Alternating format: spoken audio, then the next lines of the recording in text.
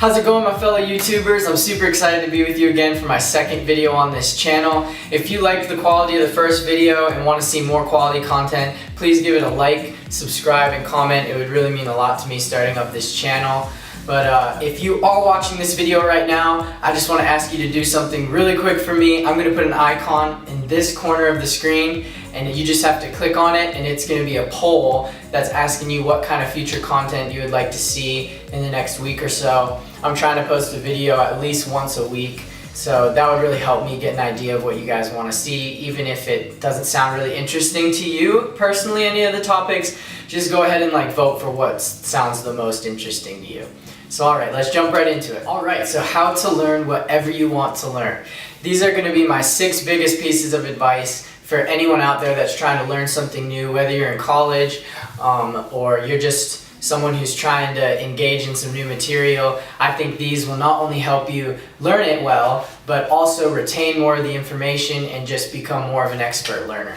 So my first thing I want to talk about is how to control your motivation. So before I tell you guys exactly how to control your motivation, I want to break down exactly what motivation is and how it works in the brain for you guys. So the biological definition of motivation is it determines how much energy your brain is going to give to any incoming stimulus. So if you think about it, motivation is really essential for survival. If you think of the analogy of say it's the end of the day, your body's really tired, you've just eaten a lot, and you're going down to sleep. And then a bear breaks into your house. If your brain wasn't able to give a lot of energy to that bear, that incoming stimulus, you probably wouldn't be able to wake up and be able to run away efficiently and probably die. But if since our brain is really good at motivation and diverting energy for certain stimuli, your blood will fill with adrenaline, you'll be able to focus, and you'll be able to run away from that bear. And the same concept applies to learning. If you can control and trick your brain to really focus in on that incoming stimuli, whether it's the professor or a book you're reading, you'll be able to be a lot more efficient in your learning. And so how do you do that? Well, think of this. How come when your best friend goes through a really hard time, it's almost like you can feel their sadness for them? Or say your significant other breaks your heart and you feel that physical pain in your chest. You feel that because you've placed a high importance on them in your life. Those friends are really important to you. So when they tell you something, when they're going through a hard time, your brain gives a lot of energy to that stimulus and you can feel their pain for them. And you're really devoted into that conversation, into that person. So the same thing can happen for learning if you make the material important to you. So how do you make material important to you? Well, remember why you're trying to learn it in the first place. I know personally for me, when I went into college, I wanted to be a doctor, and so it was really difficult for me to take classes like I had to take an art appreciation class. And I was just really not interested in that material. It was really hard to get motivated to learn it. But when I would think back and think, oh, well, I'm learning this because it's a stepping stone on my way to becoming a physician, that it placed a bigger importance on that material when you take a step back and look at the bigger picture. And it motivated me a lot more to learn it. So make the material important to you and it will motivate your brain to give more energy to that stimulus. Alright, now the second thing I want to talk to you guys about is how to become an expert focuser. So motivation is what's going to get your brain to divert the energy to an incoming stimuli, and focusing is what's going to have create that maintained attention for long periods of time, and how to get good at that. And people who are really good at focusing are very valuable in a lot of job markets. If you think about TSA agents that just have to stare at screens all day long watching your x-rays of suitcases go by, just like, oh, that's a bag of chips. Oh, that's a jacket. Oh, that's a gun. So it's really important in some areas to maintain focus, and because if you think about it, our brain is extremely complex and is interpreting hundreds of incoming stimuli at one time. If you're in a room listening to a professor trying to learn, you're not only hearing the professor's voice, but you're feeling the temperature of the room, you're hearing the students next to you mumbling, you're smelling the cologne on the person that's sitting next to you. Maybe if you had an emotional conversation last night, that's running in the back of your mind. And while you're interpreting all those external things, your brain's also telling your heart how fast to beat, it's telling your diaphragm when to contract, So your brain's doing so much at one time. How do you get it to focus in on one thing at a time? So there's 5 things that I think can help control that, and they go into 2 different categories. So first is personal factors that you can control. And the first one is how rested you are when you go into a study period. Did you get a lot of sleep last night? Are you very tired right now? Because if you're not very rested, it's going to be really hard to maintain long focus. And so if you do have to study and you haven't rested, a little bit of caffeine can go a long way, but it's just going to go a lot better when you're rested when it comes to memory retention afterwards. And then second, your personal level of motivation. So how motivated are you when you go into these long periods of studying? The more motivated you are, the easier it's going to be to maintain that sustained focus. And then third is how emotional you are in the moment.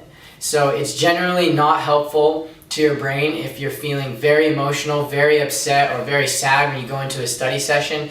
So if you did just have a really upsetting conversation or something went on in your life when you're about to go study, try to take a moment to calm down and to meditate a little bit before going into it.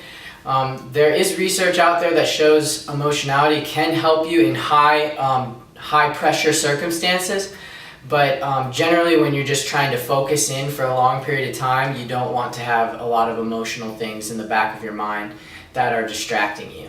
And then the fourth personal factor is any mental conditions that you may be dealing with. I know one that's super common for college students is ADHD.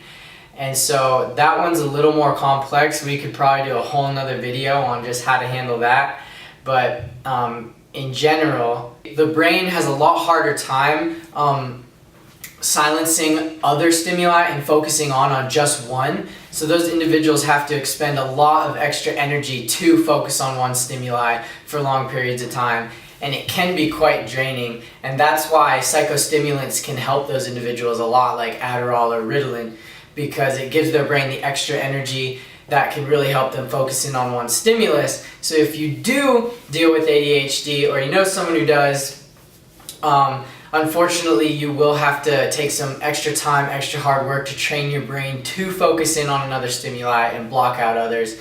And if you suffer from more severe ADHD, then it could be helpful to talk to a therapist or a psychiatrist to be prescribed on those stimulants if you're in a heavy studying program or want to really learn a lot. So this brings me to my second category for how to focus well, and it is environmental factors. So what are environmental factors? That's the area in which you're going to study in. So you generally want to have a distraction-free place that's not very loud, not full of more interesting stimuli that's going to pull you away from what you're focusing on, so you can really get in and study that material. And for me personally, my phone is a huge distractor for me. If I'm trying to study and focus for a long period of time and my phone rings, I'm very tempted to get lost in my phone for a few minutes, and it's hard to come back, hard to re-motivate myself for studying if I get distracted by that. So I would just recommend silencing your phones or any kind of device that would distract you in those moments. The third thing I want to talk to you all about is have a high level of self-efficacy. So this one is super important. Self-efficacy was defined by the psychologist Albert Bandura as one's belief in one's ability to succeed in specific situations or accomplish a task. And so why is this important? It's important because the way our brain perceives something plays a massive role in how effective it is for someone. And the perfect example of this is the placebo effect. So for those of you who don't know placebo effect, it's basically where something works only because you believed it would work, not because of the actual thing that was administered to someone. So for example, if you're wanting to test the efficacy of caffeine, like how effective it is in people, and you broke people into 2 groups and gave one group caffeine, and the other group you told them you were giving them caffeine, but you really just gave them a sugar pill. And then you measured their results afterwards. If you saw that both groups had the same amount of increase of attention, then you've just learned that caffeine is no more effective than just telling people you're giving them caffeine. So that's basically the placebo effect. And this is something that's really interesting to me, is this is one of the ways the FDA regulates their drugs. I know if you want a medicine to be approved by the FDA, it has to be somewhere around 2 times more effective than a placebo pill. I'm not sure if it's exactly 2 or 3 times, but I thought that was pretty cool. And this same concept applies to our own self-efficacy and learning. So there was a research study done that was assessing the effect of self-efficacy on people's memory ability. And this research article was published in the Psychology Academic Journal of Motivation and Emotion, and I'll leave it in a link for it in the description if you guys want to check it out. The research was done by Marine Biaduin, I think that's how you pronounce that name. But basically what they did is they took a bunch of adults and they gave them extensive surveys assessing their levels of self-efficacy. Then they gave them a really difficult memory task, and then afterward they gave them more surveys to assess their levels of anxiety and cognitive confusion and stuff like that.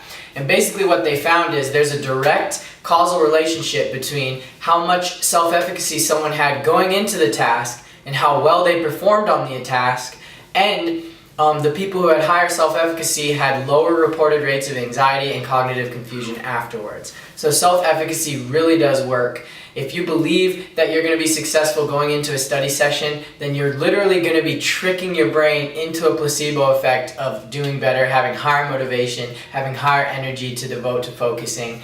And so self-efficacy is really important. And a small tip that I want to give you guys on how to practice getting better self-efficacy, because unfortunately for a lot of us in modern day, sometimes a gut reaction when we're faced with a challenge is self-doubt and anxiety instead of believing in ourselves that we can do something. And a way to practice self-efficacy is stop avoiding topics that are scary to you or that are normally hard for you. So for example, say you're a business major at your college and you have an opportunity to take a statistics class, but you're really scared to take it because math has always been weak, your weak subject, and you just don't think you're going to do very well. Well, all that's going to do is instill self-doubt and anxiety within you when you go to approach those subjects that have anything to do with math, and it's not going to be good for your motivation, it's not going to be good for your focusing, and so try and take it as a challenge. See how you can work your way through it, and I promise you, if you follow these tips, you'll be able to succeed in these classes. And once you do, then when you go into your next challenging class, you can look back to the past and say, hey, I achieved that physics class, and you're just going to have even better at self-efficacy, to where almost it's a gut response. When you go to a new challenging circumstance, you say, oh, I believe in myself and I can do this. And that's just a really healthy mindset to have when it comes to learning. All right, now the fourth thing I want to talk to you guys about is becoming comfortable with ambiguity. So what do I mean by that? So whenever you're trying to learn something for the first time, it's going to be new material that you've never experienced before. And so what a lot of people have trouble with and are really uncomfortable with is change. A lot of people don't like to go into new circumstances where everything's unfamiliar and you don't have common knowledge to fall back on. But unfortunately, whenever you're learning something new, that's a given. It's new material that you've never seen before. And so it can be uncomfortable when you're seeing words, hearing things you've never heard of before, and now you have to accept that these are real principles and learn them. But you should learn to become comfortable with this ambiguity, and eventually, if you start to see the merit in becoming comfortable with ambiguity, you may actually start to enjoy new experiences and thrive in them. And so the way you do this, unfortunately, is just through practice by exposure. Keep exposing yourself to new experiences, and you have to. Self-efficacy is a must with these things, because you're not going to learn to become comfortable with ambiguity if you don't believe that you're going to be good at it in the first place.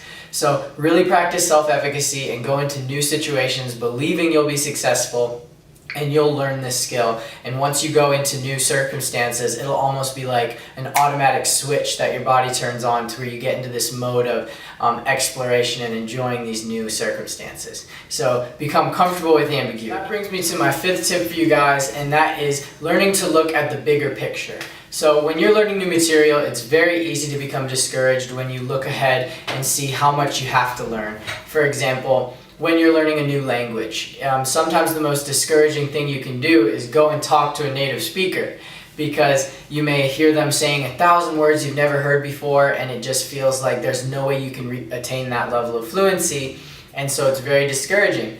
But you have to remember how far you've already come. I like to use the example of, think of an infant. When you're an infant, you're basically a potato. When you were an infant, you didn't know how to speak, you didn't know how to walk, If food was put in front of you, you wouldn't even know what to do with it. And if that infant knew how much it had to learn to become a fully functioning adult, it probably would be full of anxiety, full of self-doubt, and wouldn't develop very well. So, but look at you now. If you're watching this video, I mean, you probably speak a language fluently and are independent in some capacity. And so it's all about looking at the bigger picture, seeing how far you've come, and that learning comes in steps. You learn a little bit, as much as you can for now, and then over time you're going to be able to look back and see how far you've come, and it just makes the learning process a whole lot easier and less stressful. Alright, this brings me to my last tip for you guys, and that is make friends with the same passions as you. So there's nothing that kills motivation more than just being loneliness and feeling like there's no real purpose in what you're learning. But when you have peers that are learning the same thing you are, that you get along with, it can be a real boost to motivation, a real boost to your self-efficacy, and just really provide an outlet for stress and coping with new experiences when you can rely on friends to go through it with. Now, very important, this does not mean make friends with anyone with the same interests as you. You should try to make quality friends, because I like to think of friendships as like being a car in neutral on a hill. You're either pulling each other up the hill or you're dragging each other down. So if you're making friends with people who complain a lot and really don't study very well, then you guys might actually serve to pull each other worse in studying than make each other better. So choosing quality friends that are interested and really motivated to learn the material like you are is going to be a huge booster to your motivation and self-efficacy, and help you adjust to these new experiences when you're trying to learn something new. That's all I have to talk with you guys about today. So if you thought this video was helpful or was relevant for you, just give it a like, a comment, and subscribe. It would mean a lot to me starting up this new channel. And so I will get to you guys with more content in the future. I'll see you in the next one. Blooper time. How's it going, YouTubers? I'm super excited to be with you today for my second video on this channel. What? What just happened? Alright, so before I tell you exactly how to control your motivation... I'm so sorry, I didn't realize it. It's okay. When you're an infant, you're basically a potato.